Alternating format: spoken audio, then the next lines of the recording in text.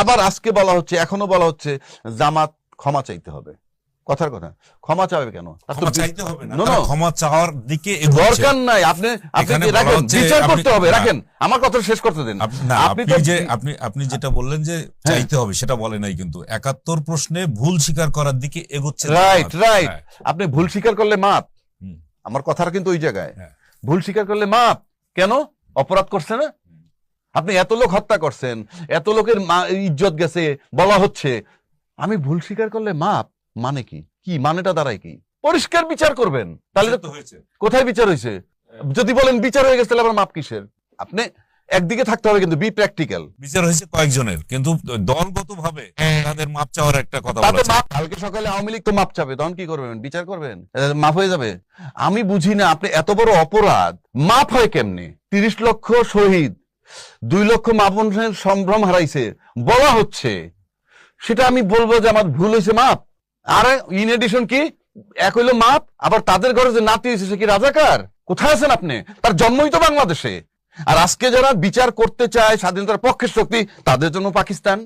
যারা স্বাধীনতার বিপক্ষে শক্তি, তাদের জন্য পাকিস্তান। লম্বা লম্বা গপ্প মারেন। আর এই জেনারেশনের জন্ম বাংলাদেশে, জন্ম বাংলাদেশে, তারা বলেন পাকিস্তানি। আর আপনি পাকিস্তানি, আপনি বলতেছেন যে আপনি স্বাধীনতার পক্ষের শক্তি। তার মানে কি আপনি পাকিস্তান দেশকে ভালোবাসতেন না? আপনি যখন দেশে ছিলেন তখন দেশটাকে ভালোবাসতেন না? একটু বি প্র্যাকটিক্যাল। আমার কাছে কোনো ইমোশন নাই। তাহলে আপনি যারা পাকিস্তানের বিপক্ষে দাঁড়াইছেন, তাহলে আপনি পাকিস্তান বিরোধী, মানে আপনার স্বদেশের বিরোধী। বেশ ভালো কথা, যুদ্ধ করছেন, আমরা ভূখণ্ড পাইছি, কিন্তু এই জেনারেশনের রাজাকারের বাচ্চা, রাজাকার কেমনে বলেন? নাতি, তার তো জন্মই বাংলাদেশে। আপনি বাংলাদেশের জন্ম হওয়ার পর রাজাকার হচ্ছেন। এই সমস্ত থিওরি চেঞ্জ না করলে এটার জন্য খেসারত দিতে হবে। দেশ সেখানে নাই। আপনি জুলাই চেতনা মানবেন না, মানতে বাধ্য আপনি। কারণ আমি বলি, আপনি 71-এর যে যুদ্ধ হয়েছে, 53 বছর সাধনা করছেন, 53 বছর লালন করছেন স্বাধীনতার পক্ষের শক্তি, স্বাধীনতার পক্ষের শক্তি, যুদ্ধ 53 বছর। আপনি জুলাই আন্দোলন 53 মাস লালন করবেন না? এটা কি তামাশা নাকি? কারণ একটা রাজনীতিবিদের কোনো সন্তান বা কোনো নাতি, তাদের একটা চুল পর্যন্ত খসে না এই সমস্ত আন্দোলনে।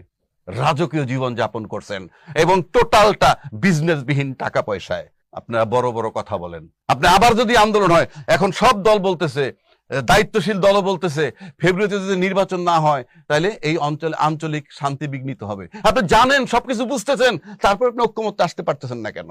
কারণ ঐক্যমত্যে আসলে আপনার দলের লোকসান হয়, আপনার ব্যক্তির লোকসান হয়, রাষ্ট্রের লাভ হয়। আর ঐক্যমত্যে না আসতে পারলে রাষ্ট্রের ক্ষতি হবে। তার মানে রাষ্ট্রের ক্ষতিটা আপনার কাছে কিছুই না। আপনাদের কাছে, রাজনীতিবিদের কাছে রাষ্ট্র একটা খেলা। রাষ্ট্রটাকে ক্যাশ করে নিজে ধনী হওয়া, নিজের সচ্ছলতা, নিজে বিদেশে থাকবে, রাজকীয় লাইফ লিড করবে। কোন রাজনীতিবিদ তার রাস্তায় আছে?